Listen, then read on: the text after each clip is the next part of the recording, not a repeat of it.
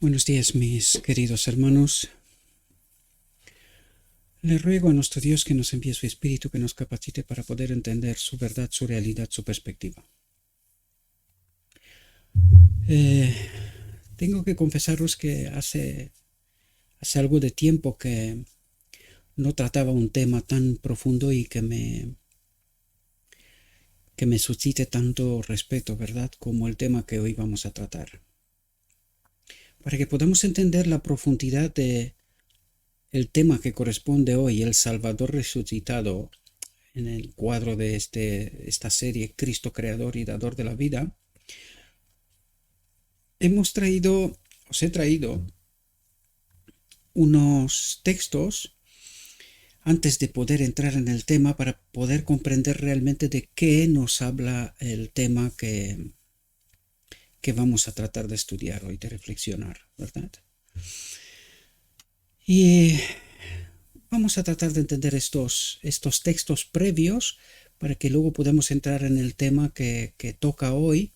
Y son necesarios porque el tema de hoy es un tema tan profundo y que desgraciadamente muchos maestros, teólogos, ¿verdad?, han llegado a la desgraciada conclusión de que el Padre y Cristo están jugando simplemente unos roles.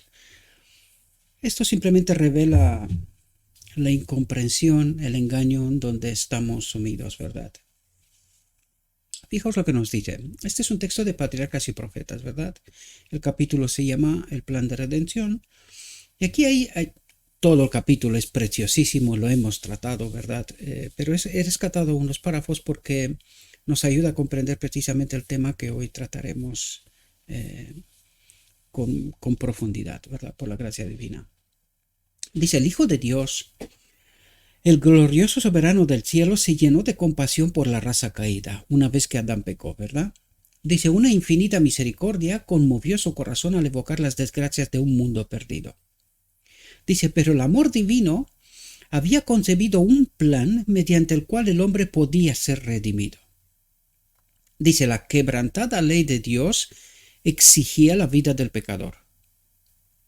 Y dice, en todo el universo únicamente existía uno que podía satisfacer sus exigencias en lugar del hombre.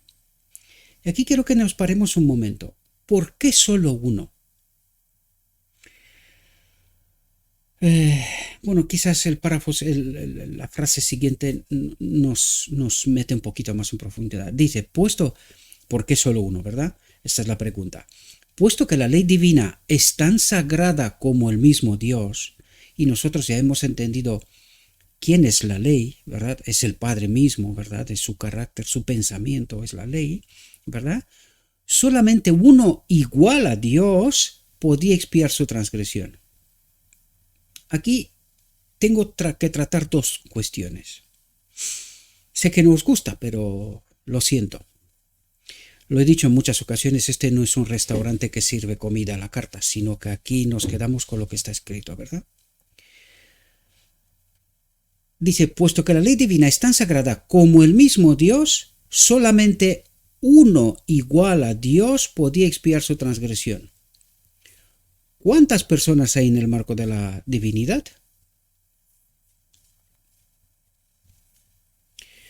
Sé que no os gusta. Pero ¿por qué solamente había uno más igual que el Padre? ¿No deberían de ser dos? Esto revela el engaño, queridos, y esto revela precisamente cuál es la causa de por qué nuestro evangelio es tan pervertido. Porque alguien nos ha engañado, se ha suplantado y está tratando de meterse en el marco de la divinidad. El mismo Patriarcas y Profetas nos dice que en el cielo la tercera persona era Lucifer, al mismo tiempo que era el primer ser creado. Mientras declaramos esto, venimos y decimos que el Espíritu Santo es un Dios en sí mismo. Esto nos tendría que revelar nuestra apostasía y cómo de profundo hemos caído, ¿verdad? Yo sé que nos gusta esto, pero también sé que algunos de vosotros despertarán, como lo he hecho yo y como lo están haciendo cada vez más gente, ¿verdad? ¿Por qué solamente había uno igual a Dios que podía expiar el pecado? Sin la divinidad hay tres personas. Por lo tanto, solo uno igual a Dios podía expiar su transgresión. ¿Por qué?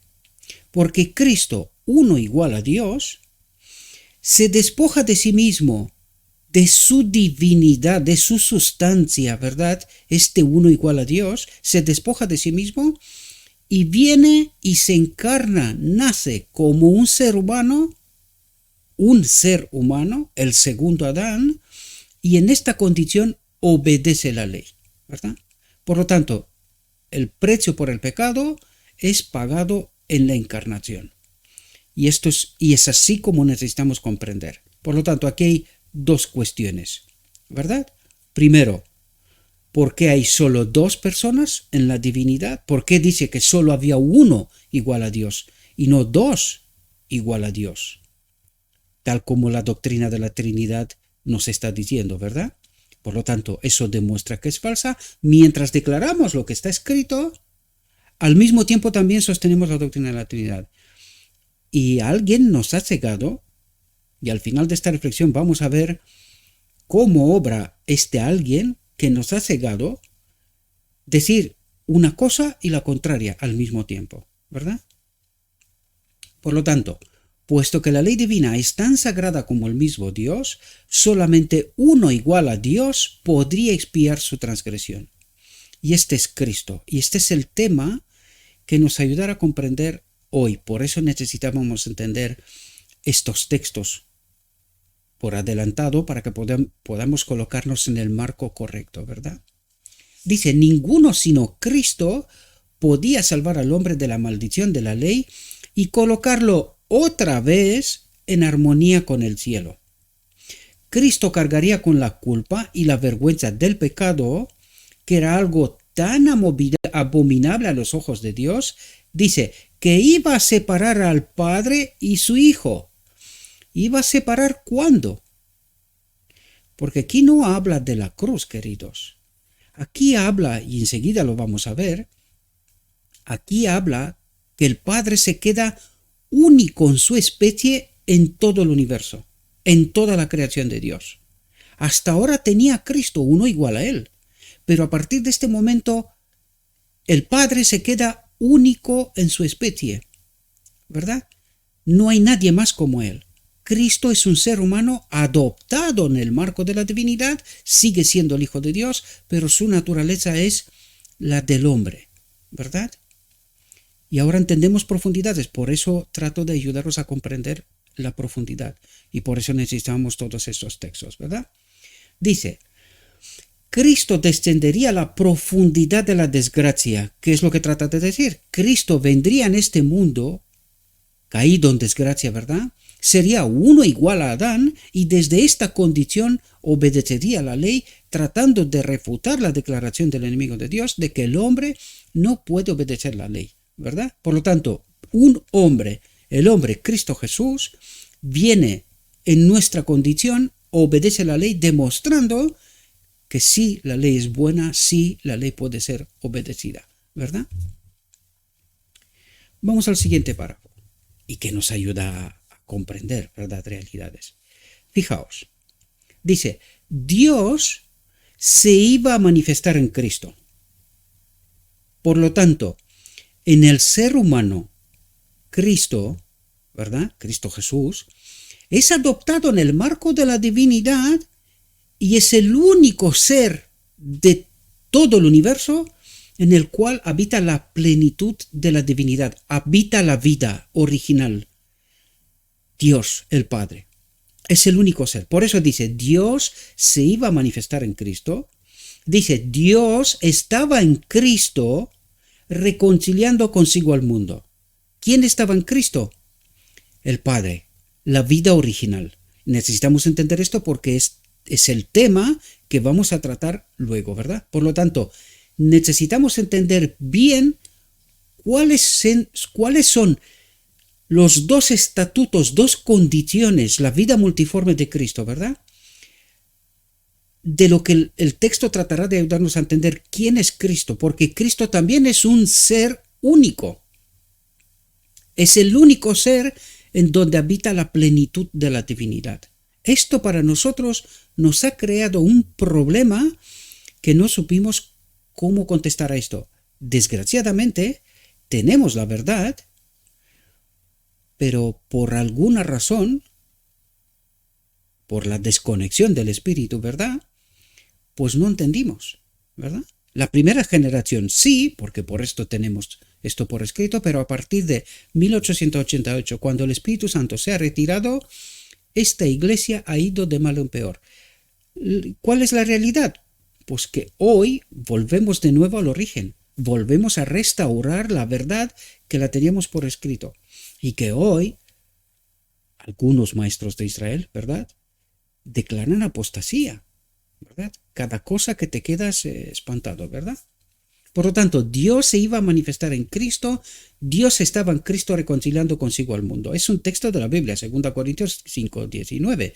No está hablando cosas que no están en las Escrituras, ¿verdad? Dice, el hombre se había envilecido tanto por el pecado que le era imposible por sí mismo ponerse en armonía con aquel cuya naturaleza es bondad y pureza. Y cuando entiendes esto, deberíamos entender que no hay nada que nosotros podemos hacer por nosotros mismos, sino que tiene que ser Cristo en nosotros el que cumple todo lo que tiene que cumplir, ¿verdad? Nosotros solamente elegimos someternos, ¿verdad?, a su santa voluntad, ¿verdad?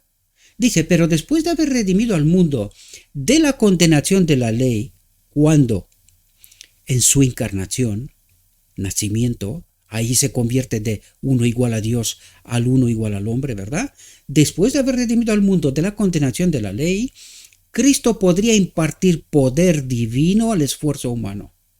Por eso vemos justo antes de la cruz, después, o sea, podríamos decir, después del desierto de las tentaciones, lo hemos estudiado, ¿verdad?, en estas últimas reflexiones, Cristo ya estaba en posesión, en poder, de impartir poder divino al esfuerzo humano, es decir, de impartir su espíritu. El que cuando Él viene en esta tierra, su espíritu queda depositado en el Padre, ¿verdad? Queda depositado, o sea, su vida vuelve a Padre, y por eso vemos después de la resurrección, o sea, después de la cruz, vemos a Cristo que le pide al Padre que envíe el otro consolador. ¿Quién es? Su espíritu, el que lo ha depositado en el Padre. Y en la reflexión de hoy vamos a ver con qué propósito, pero aquí ya nos lo está diciendo. Cristo, una vez que el hombre ha sido redimido de la condenación de la ley, Cristo podría impartir poder divino al esfuerzo humano. ¿Qué poder imparte Cristo? El que ha impartido durante toda la eternidad, a todos los seres creados. Todo ha sido hecho por Cristo y para Cristo, desde la eternidad. Y es así como necesitamos entender todo el Evangelio. Es decir, cuando estaban al principio el Padre y Cristo, todo el fundamento del universo, todo el fundamento de la creación fue asentado sobre Cristo, porque es el único ser que era capaz de rescatar, en el caso de que el hombre pecaría, Dios lo sabía desde el principio, por esto prepara el plan, ¿verdad? Era el único ser capaz de rescatar a estos seres que iban a separarse de Dios, ¿verdad? Y esto es lo que trata de ayudarnos a comprender en profundidad. Dice así, mediante el arrepentimiento ante Dios y la fe en Cristo, arrepentimiento ante Dios, ¿por qué? Porque de Él nos separamos, Él es la vida original, ¿verdad? Dice, y la fe en Cristo en su obra. Vemos aquí que esta última generación, de hecho podemos ver, en todas las etapas de la historia, el remanente tenía que rescatar, recolocar la verdad en su sitio. Esto ha hecho Cristo, esto ha hecho la última generación que tenía que ser 1844-1888, pero sobre todo el remanente final, los 144.000, rescatarán todas esas verdades y las colocarán en su sitio. Y es así como glorificarán a Dios, ¿verdad? Por lo tanto, así, mediante el arrepentimiento ante Dios el Padre y la fe en Cristo, los caídos hijos de Adán podrían convertirse nuevamente en hijos de Dios porque estábamos en Cristo. Por esta fe en Cristo, nosotros estamos en Cristo, en el segundo Adán, rescatados. Por lo tanto, volvemos de nuevo a ser considerados hijos de Dios, ya no separados, sino unidos, porque este es el propósito de la boda del Cordero, que es el último acontecimiento de esta tierra antes de la venida de Cristo, ¿verdad? Fijaos, en la reflexión de ayer o anteayer, vimos, Dios dio todo el cielo al dar a Cristo su unigénito Hijo como rescate por el mundo. ¿Por qué dio todo el cielo? Porque el Padre se queda solo. Su Hijo, que era uno igual a Él, y que a través de Él y para Él ha creado todo, ya no está. Este Hijo, uno igual a Él, ya no existe. Ahora, el Hijo de Dios es un ser humano, es uno como nosotros, es el Hijo del hombre, ¿verdad? Y por eso nos dice que Dios dio todo el cielo al dar a Cristo, su unigénito Hijo, como rescate por el mundo. Porque el Padre se queda solo en su especie, ya no hay nadie más como Él, ¿verdad? Y os he traído otro texto, porque lo necesitamos en el marco de la reflexión, ¿verdad? Para poder entender esta realidad. Dice, y Jesús se acercó y les habló diciendo, toda potestad me es dada. ¿De quién? Por el Padre, del Padre, ¿verdad? En el cielo y en la tierra. Y esto es lo que vemos también en Patriarcas y Profetas. Este texto sí que no lo he traído, ¿verdad? En donde el Padre le pide a todo el universo que al hombre Cristo Jesús le adoren. Es su Hijo. Es Dios en naturaleza humana, ¿verdad? Por lo tanto, Cristo tiene toda potestad, tanto en el cielo como en la tierra. Bien, entendiendo lo que acabamos de entender, vamos a entrar en nuestra reflexión, porque ya os lo dije que hace rato que no traté un tema con tanta carga de profundidad, ¿verdad? Recuerden, el Padre habita en Cristo, ¿verdad? Dios se iba a manifestar en Cristo. Por lo tanto, el Padre y Cristo son una. Aquí cuando vemos distintas declaraciones que hace Cristo, es porque el Padre y Cristo son una, con dos naturalezas distintas, pero siguen siendo una, ¿verdad? Uno. Por lo tanto, por eso dice, yo soy la resurrección y la vida. ¿Por qué? Porque a Él se le ha dado la potestad en el cielo y en la tierra. Y en Él habita el Padre. La vida original, ¿verdad? Hemos tratado en estas últimas reflexiones. Por eso necesitamos entender por qué Cristo declara todo lo que declara, ¿verdad? Yo soy la resurrección y la vida. El que había dicho, yo pongo mi vida, su naturaleza, espíritu, sustancia, igual que el Padre, ¿verdad? Dice, yo pongo mi vida para volverla a tomar. Y enseguida entenderemos por qué dice lo que está diciendo, ¿verdad? Dice, salió de la tumba la vida que estaba en él mismo. ¿Cuál es esta vida que estaba en él mismo? El Padre. El Padre se iba a manifestar en Cristo, lo leímos antes, por eso es tan necesario comprender estas realidades, ¿verdad? Dice, murió la humanidad. ¿Quién murió? El hombre Cristo Jesús. ¿Y quién no murió? No murió la divinidad. ¿Quién era la divinidad? El Padre en él. De hecho, antes de morir, ¿qué es lo que dice? Padre, ¿por qué me has desamparado? Pues será necesario que se separe de Cristo, porque si no, Cristo no puede morir, ¿verdad? Por lo tanto, ¿murió quién? El hombre Cristo Jesús. ¿Quién no murió? No murió la divinidad, el Padre. El Padre se separa. Y es el Padre el que lo trae a la vida de nuevo, ¿verdad? El Padre se iba a manifestar en Cristo, ¿verdad? Es así como necesitamos entender toda esta realidad. Dice, Cristo poseía el poder de romper las ataduras de la muerte. ¿Por qué? Lo leímos antes.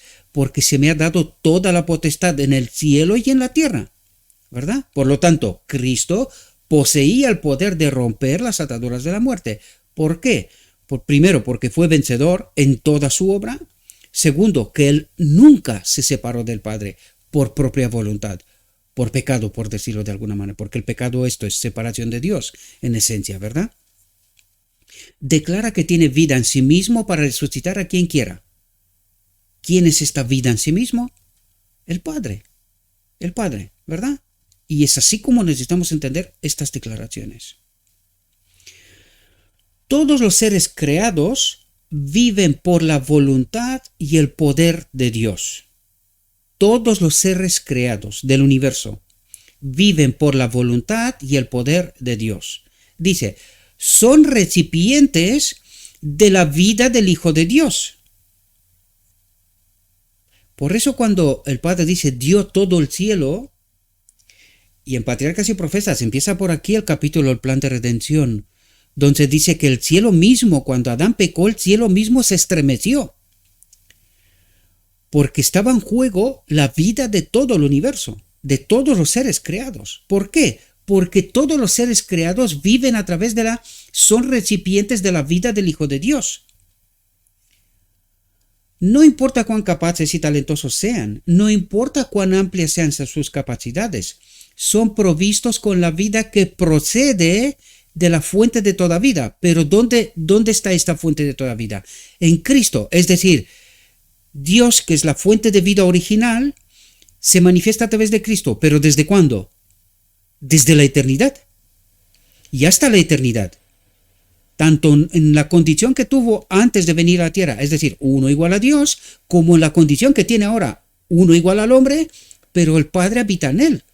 La fuente de vida habita en él. Y a través de Cristo, todos recibimos vida. ¿Verdad? No ha cambiado nada, ni en el cielo, ni en la tierra. Lo único que ha cambiado es la naturaleza de Cristo. ¿Por qué? Porque este fue el precio por el pecado. Esto es lo único que ha cambiado, ¿verdad? Dice, Él es el manantial, la fuente de vida, porque en Él habita la vida original, el Padre, ¿verdad?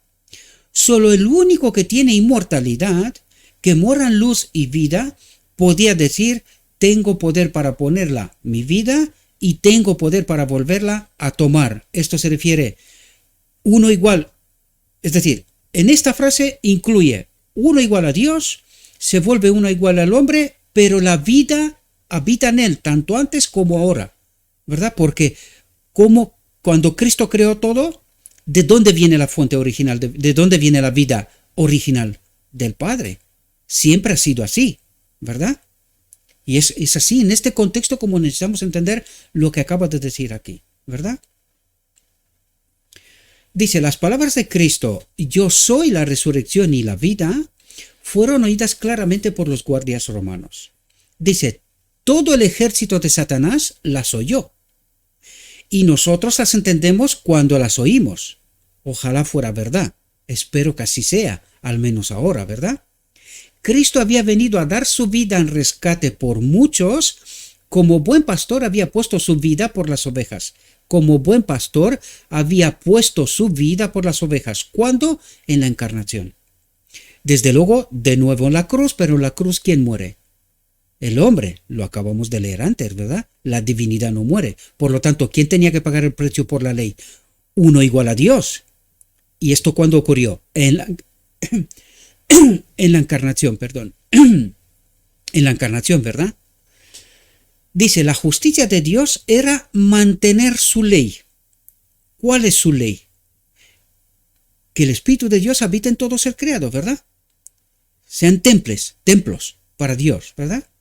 Dice, la justicia de Dios era mantener su ley infligiendo el castigo, anulando el castigo para el hombre, ¿verdad? Sino que este castigo lo toma Cristo. De uno igual a Dios se convierte en uno igual al hombre, ¿verdad? Dice, esta era la única forma en la cual podía mantenerse la ley y proclamársela santa, justa y buena. Era la única forma en la cual el pecado podía ser hecho aparecer como excesivamente pecaminoso. ¿Por qué? Porque uno igual a Dios tuvo que pagar este precio y por eso es excesivamente pecaminoso Por eso el cielo se estremece cuando Adán peca, ¿verdad?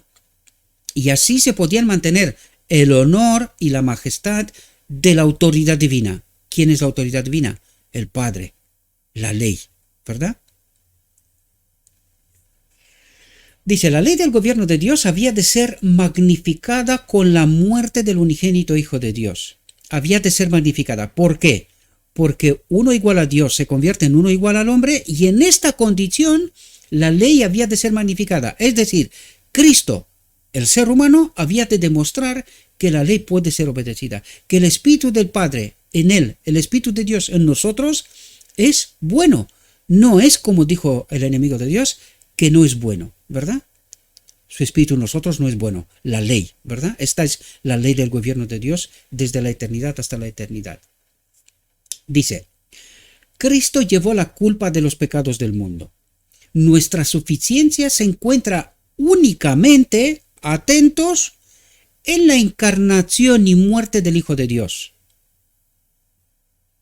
Nuestra suficiencia se encuentra únicamente en la encarnación y muerte del Hijo de Dios. Es decir, el hombre no, ni el hombre ni ningún otro ser creado podía haber pagado este precio. Por eso dice, nuestra suficiencia, la paga total y completa del pecado, es en la encarnación y muerte del Hijo de Dios, uno igual a Dios, ¿verdad? Dice, y ahora viene a decirnos lo que estudiamos antes, el Padre se iba a manifestar en Cristo, ¿verdad? Dice, Él pudo sufrir porque era sostenido por la divinidad. ¿Por quién? Por el Padre. Pudo soportar porque estaba sin mácula de deslealtad o pecado. ¿Qué quiere decir? Pudo soportar porque Él nunca se separó del Padre. En contraste con el primer Adán, que sí se separó de Dios, sí desconfió de Dios, ¿verdad? Pues Cristo no. Por lo tanto, cuando Cristo viene en la tierra, el Padre se puede manifestar en Él. ¿Por qué? Porque Él nunca se separó del Padre, ¿verdad? Nunca. Por eso dice, pudo soportar porque estaba sin mácula de deslealtad o pecado, es decir, el Padre habitaba en Él. Cristo triunfó en favor del hombre, el segundo Adán, ¿verdad? Llevando así la justicia del castigo, consiguió vida eterna para los hombres, al paso que exaltó la ley y la hizo honorable. Es decir, al mismo tiempo que demuestra que el hombre puede obedecer la ley, también demuestra que el Espíritu de Dios, la ley del gobierno de Dios, el Padre, en nosotros, ¿verdad?, es bueno. No, o sea, refuta la afirmación del enemigo de Dios que el Espíritu de Dios en nosotros, que la ley no es buena. Eso es lo que trata de explicarnos, ¿verdad? Es muy complejo, por eso he dicho que hacía tiempo que no trataba un tema con tantísima profundidad. Por eso era necesario que entendamos los textos añadidos del principio, ¿verdad? Aún habiendo tratado el tema, pero seguramente habrá gente que no habrá visto aquellas reflexiones, por lo tanto, que tenga un poco más de base, de fundamento de que lo que estamos diciendo aquí, porque este tema es tan complejo, para que podamos ver que lo que estamos tratando de entender es lo escrito está y no aberraciones, ¿verdad?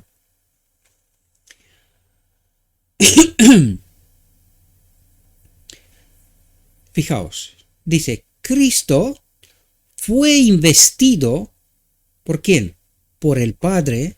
Por eso leímos el texto de Mateo 28 con 18, que se le dio la potestad, toda la potestad, tanto en el cielo como en la tierra. Por lo tanto, dice, Cristo fue investido con el derecho de dar inmortalidad, porque en él habita la fuente de vida, la vida original, ¿verdad? Dice, atentos a lo que dice aquí, fijaos, porque aquí habla de este engaño magistral. Fijaos, la vida que había depuesto en su humanidad, en la encarnación, en el nacimiento, ¿qué está diciendo?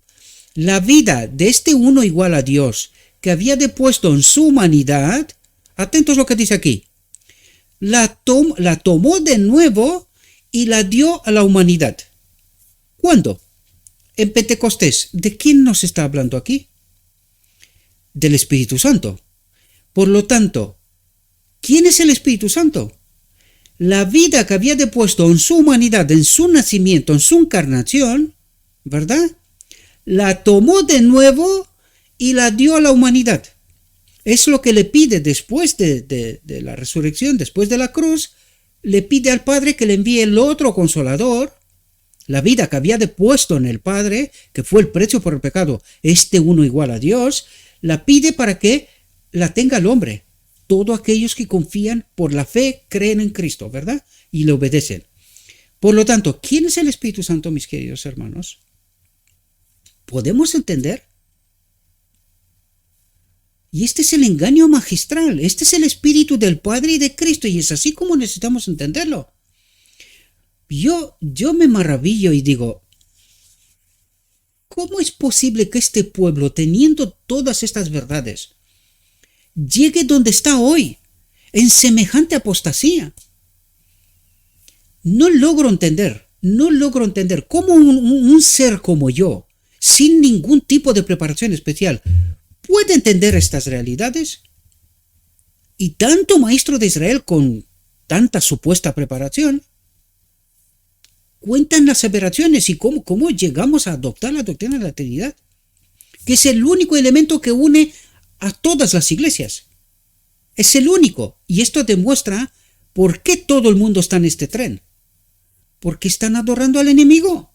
Este es el tercer ser que ha subminado, ¿verdad? Y se ha metido ahí tratando de ser uno igual a Dios, ¿verdad? Ser un Dios, uno como Dios, ¿verdad? Que es lo que quería de siempre, ¿verdad? No logro entender por qué no entendemos, aún teniendo esta verdad por escrito. Y ojalá fuera este el único texto, que para mí bastaría. Ya está claro qué está pasando aquí. Pero es que hemos leído muchos textos, queridos. Y una y otra vez nos habla del Padre y de Cristo, Padre y Cristo. Y no hay un otro ser como ellos. No lo hay. El Espíritu Santo es el Espíritu, es la vida que había depuesto en su humanidad, donde en el Padre la toma de nuevo cuando después de la cruz y la dio a la humanidad en Pentecostés.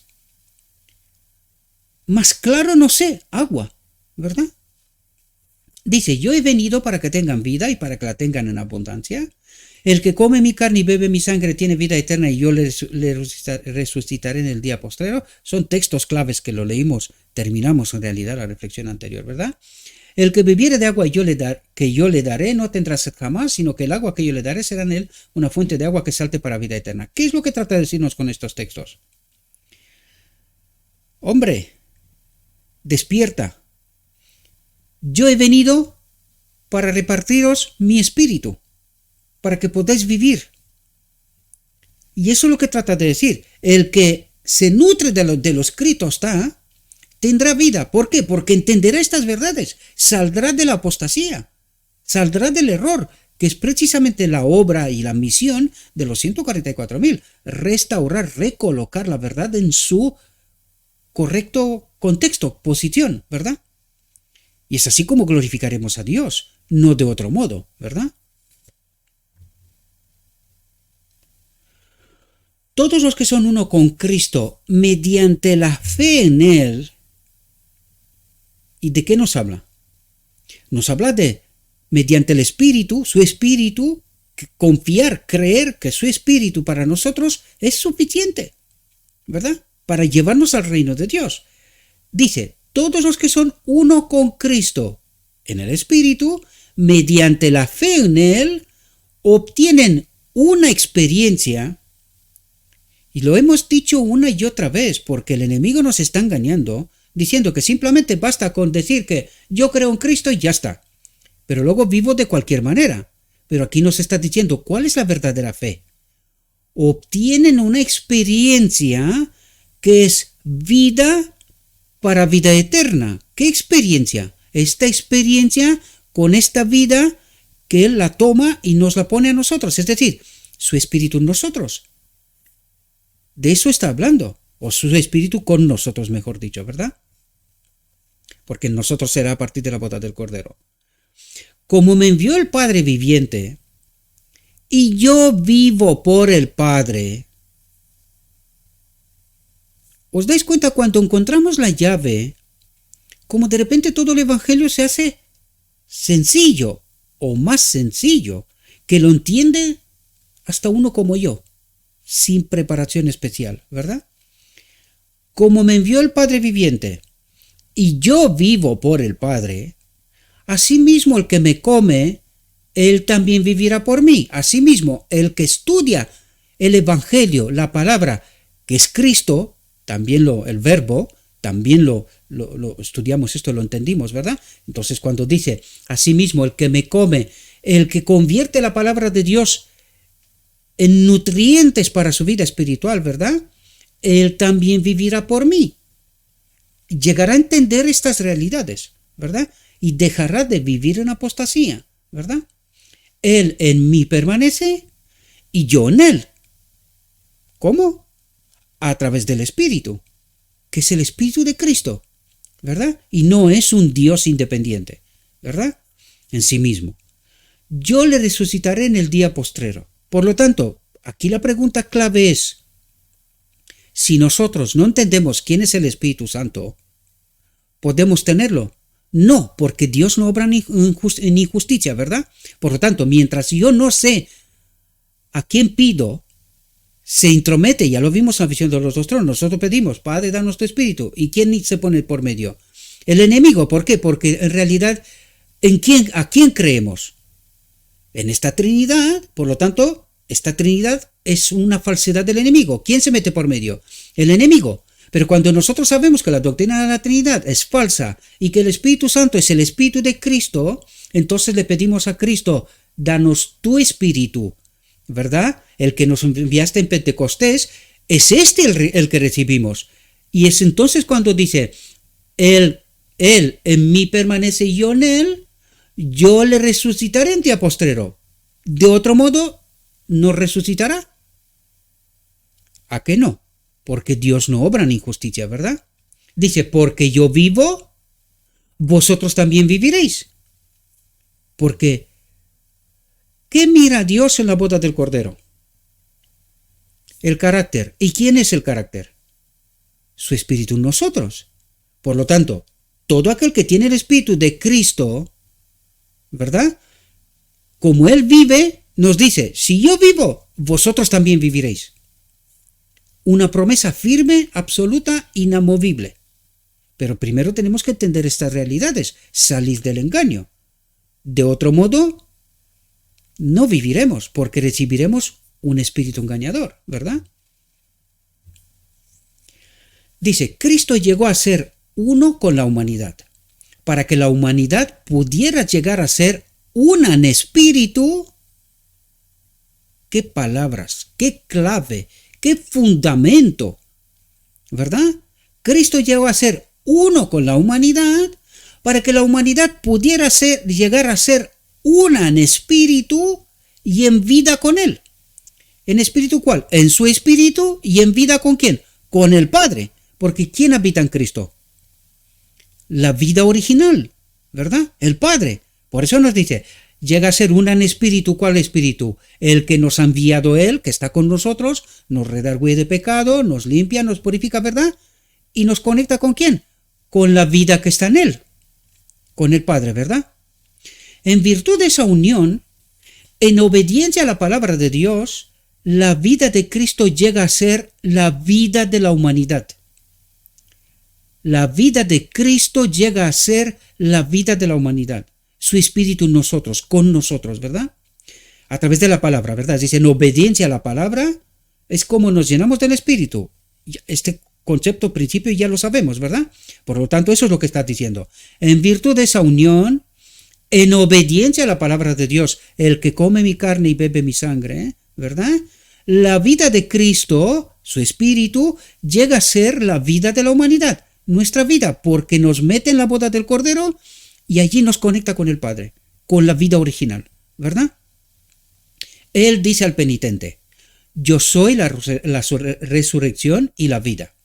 La muerte es considerada por Cristo como un sueño, silencioso y oscuro sueño. Habla de ella como si fuera de poca importancia, porque esta no es la muerte, es un sueño. de la segunda muerte aún no ha muerto nadie, ¿verdad? Todo aquel que vive y cree en mí, todo aquel que vive y cree en mí, no solo cree, sino que es una experiencia con Cristo, ¿verdad? Dice él, no morirá eternamente. Ahora sí nos habla de la segunda muerte, la eterna, la desaparición total y completa, ¿verdad? El que guarda mi palabra nunca sufrirá muerte, nunca verá muerte. Y para el creyente la muerte reviste poca importancia. Para el creyente la muerte reviste poca importancia. Para él morir no es sino dormir. Como cada noche nos vamos a la cama, descansamos. Lo único que en este caso, cada uno según lo ha tocado el tiempo de la historia, pues dormirá más tiempo o menos tiempo. Pero para él es un dormir y un despertar. El tiempo no tiene ningún sentido. Como para nosotros la noche, pues no nos damos cuenta cuando pasa la noche. Nos despertamos por la mañana y decimos, uy, qué rápido fue, ¿verdad? También traerá Dios con Jesús a los que durmieron en él. Mientras, estad atentos aquí, queridos, porque ahora yo me pregunté por qué termina esta reflexión de este modo. Pues termina así, mis queridos hermanos, porque necesitamos entender que hay un espíritu que se está metiendo por medio y que está tratando de engañarnos. Y fijaos la sutileza del engaño. Fijaos, y hablaremos sobre esto, ¿verdad? Porque es lo que toca en realidad. Dice, mientras las mujeres divulgaban su mensaje como testigos del Salvador resucitado, y mientras Jesús estaba preparándose para revelarse a un gran número de seguidores, se estaba realizando otra escena, dice. Los guardias romanos habían podido ver al poderoso ángel que cantó el canto de triunfo en el nacimiento de Cristo, y al oír a los ángeles que cantaban ahora el canto del amor redentor, ante la maravillosa escena que se les permitía contemplar, dice, se habían desmayado y quedado como muertos, ¿verdad? Los guardias se habían desmayado y quedado como muertos. Cuando el cortejo celestial fue ocultado de su vista, se pusieron de pie y se encaminaron hasta la puerta del huerto tan prestamente como se le permitían sus miembros vacilantes, ¿verdad? Todavía no se habían recuperado de este desmayo, de esta caída como muertos, ¿verdad? Dice, tambaleándose, como ciegos o ebrios, con sus rostros pálidos como la muerte, contaban a los que veían las maravillosas escenas de que habían sido testigos. Y atentos aquí, dice, hubo mensajeros que los precedieron. Mensajeros que fueron más rápidos que los guardias romanos, que tenían como deber de dar testimonio, ¿verdad?, de lo ocurrido. Hubo mensajeros que los precedieron yendo rápidamente a los principales sacerdotes y gobernantes. Yo me pregunto, ¿quién eran estos mensajeros? No solamente eran los guardias. Si aquí que nos deja entender que aquí había unos espías puestos por los principales sacerdotes y gobernantes. Esto es algo increíble, queridos. Lo que va a ocurrir a partir de aquí, esto es increíble. Yo os pido, por favor, piensen y hagan el paralelo, ¿verdad?, de lo que ha pasado allí y haga una correlación, un paralelo con nuestra realidad. Porque vamos a quedar sorprendidos, queridos. Así deberíamos entender por qué tantas declaraciones, tanta locura, ¿verdad?, entre lo que está ocurriendo y declarando hoy el supuesto remanente pueblo de Dios y lo que ha pasado ahí. Y os vais a quedar, es que es incomprensible, al menos para mí es incomprensible. Ayer hablaba con un amigo mío que también es maestro de Israel y estamos realmente estupefactos. Ni siquiera cuando se presenta la verdad no se entiende, no se acepta. O sea, es una locura. Literalmente, es una locura. Estamos experimentando precisamente esta etapa cuando el pueblo, ante la elección entre Cristo y Barrabás, están en una posesión demoníaca, inspirado por los maestros, por los sacerdotes y gobernantes, y escoge lo increíble. Salvan a un criminal y matan a aquel que resucitó, sanó, dio de comer, hizo tanto bien. Es incomprensible, ¿verdad? Todos esos acontecimientos. Pues lo que está ocurriendo aquí también es incomprensible, ¿verdad? Hubo mensajeros que los precedieron yendo rápidamente a los principales sacerdotes y gobernantes para declararles de la mejor manera que pudieron los notables incidentes que habían sucedido.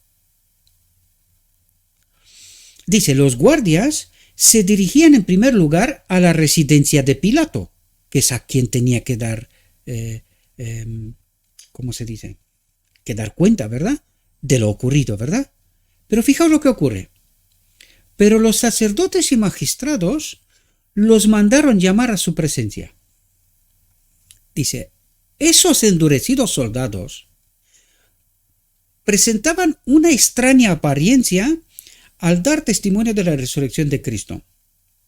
Dice, presentaban una extraña apariencia al dar testimonio de la resurrección de Cristo. Y también de la multitud que él había resucitado consigo. Es decir, no solo resucitó Cristo, sino que en esta ocasión, anda, ¿qué me pasa? En esta ocasión resucita también una multitud de gente, ¿verdad? Dice, contaron a los principales sacerdotes lo que habían visto en el sepulcro, no tenían tiempo para pensar en otra cosa ni hablar de otra cosa, sino de la verdad. Curioso, los soldados pueden hablar de la verdad, pueden entender lo que ha ocurrido, pero fijaos lo que ocurre a continuación. Dice, pero los magistrados se desagradaron con el informe. Ahora, yo me pregunto, ¿a quién servía esta gente en realidad? En lugar de en este momento darse cuenta del error, del grave error cometido, de que este hombre no solo que en su vida no fue normal, sino que también resucitó, dejando claro y en claro quién era. El Mesías que tanto esperaban, ¿verdad? Pero en lugar en este momento de decir, nos equivocamos, van mucho más allá todavía con el engaño. Fijaos, dice, sabían que se había dado mucha publicidad al juicio de Cristo por haber sido celebrado en tiempo de la Pascua. ¿Cómo no se dan cuenta quién era este hombre, verdad? ¿Qué escrituras sabían? Lo mismo pasa como ahora.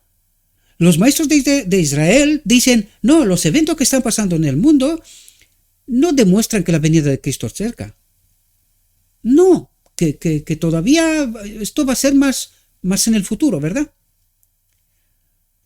Y ellos se dieron cuenta quién era Cristo, no se dieron cuenta en su vida, lo mataron, pero ni siquiera ahora cuando resucita, cuando tiene testimonio claro y firme de que ha resucitado, cosa que ningún ser humano podía haberlo hecho y no lo ha hecho nunca, ¿verdad? ¿Y cómo que en este momento no son capaces de darse cuenta qué está pasando? ¿Y cómo que en nuestra realidad no son capaces de darse cuenta en qué tiempo vivimos? ¿Verdad? Sabían que se había dado mucha publicidad al juicio de Cristo por haber sido celebrado en tiempo de la Pascua. Sabían que los acontecimientos maravillosos que habían sucedido, las tinieblas sobrenaturales, el gran terremoto, no podían quedar sin efecto. E inmediatamente hicieron planes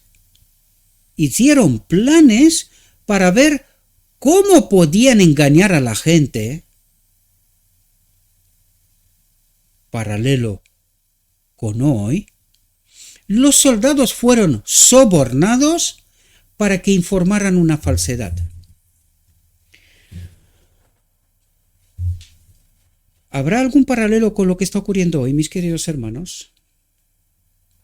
Ayer vi la exposición número 103 de Walter Waite, hablando precisamente de esta profunda realidad que está pasando en medio de nosotros.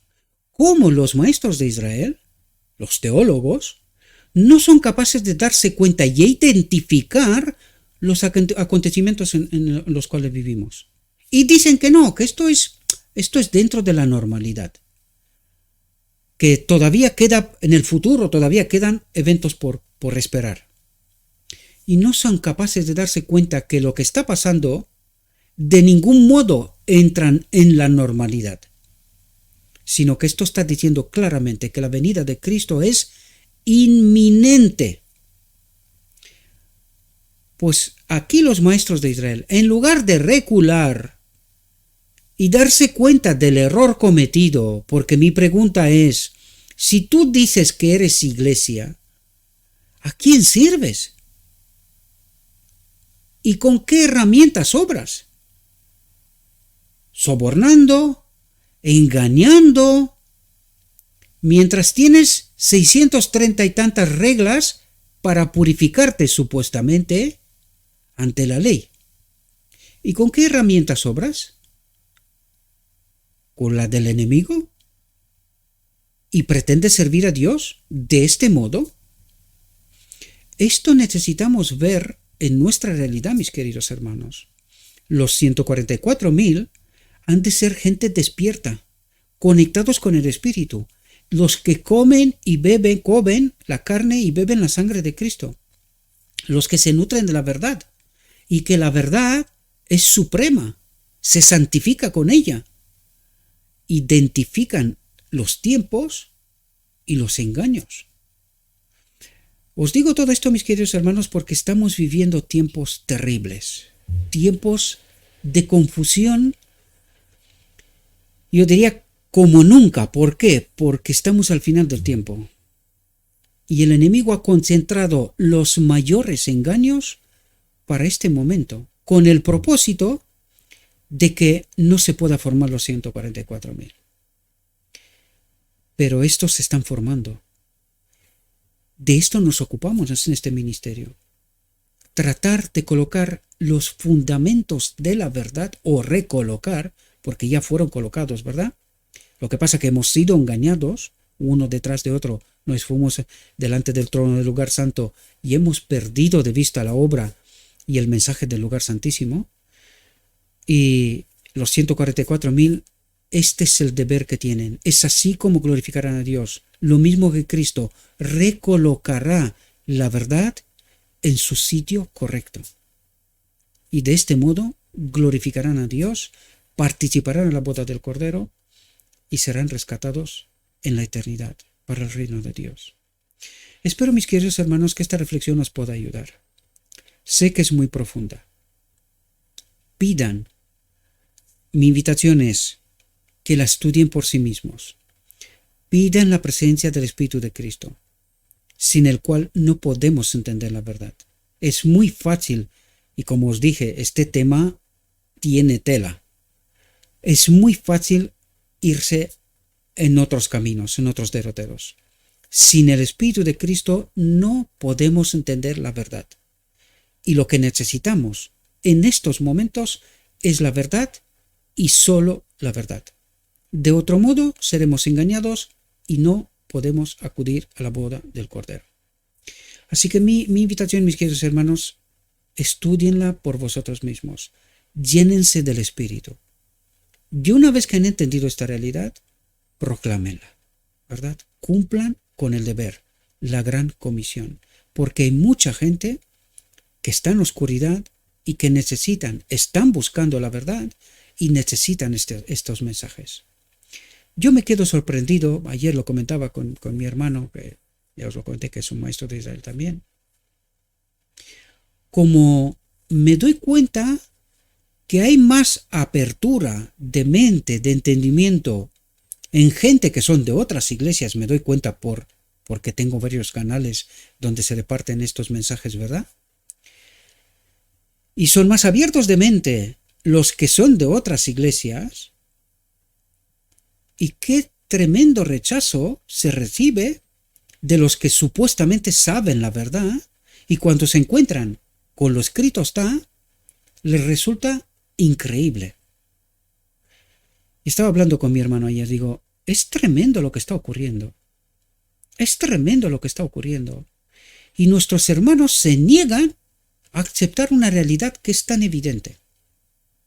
Es tan evidente. Simplemente dicen, no, esta gente está diciendo cosas, interpretaciones suyas, ¿verdad? Personales. Espero, mis queridos hermanos, que tengamos la capacidad, que le pidamos a Cristo, ¿verdad? Que nos despierte de este sueño de muerte, de este engaño terrible. Y que antes de que sea demasiado tarde, recapacitemos, ¿verdad? Tratemos de entender que hemos sido engañados. Todos. Todos. Sin excepción. Y que necesitamos aceptar que lo escrito está, es la verdad. Le ruego a nuestro Dios, mis queridos hermanos, que nos envíe su Espíritu, que nos capacite, que podamos entender su verdad, su realidad, su perspectiva. Y les deseo, mis queridos hermanos, que tengan un próspero día y que en todo lo que les he dicho en nombre de Cristo Jesús. Amén.